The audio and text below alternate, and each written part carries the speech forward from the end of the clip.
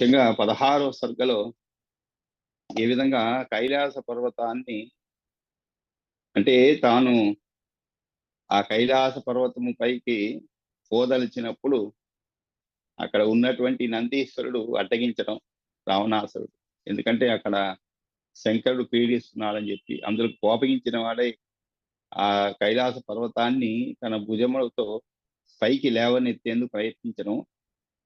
అప్పుడు శంకరుడు చాలా చాలా తేలికగా అన్నమాట. లీలయ అన్నారు. అంటే తేలికగా ఆ పర్వతాన్ని తన యొక్క బొటన వేలుతో కొద్దిగా అదమటము. అప్పుడు ఆయన యొక్క భుజము ఆ పర్వతము కింద ఇరుక్కపోవడము. ఆ తరువాత రావణాసురుడు తపస్సు చేసి ఆ యొక్క శివుడిని సంతృప్తిపరిచి, ఆయన్ని సంతోషపరిచి, ఆ తర్వాత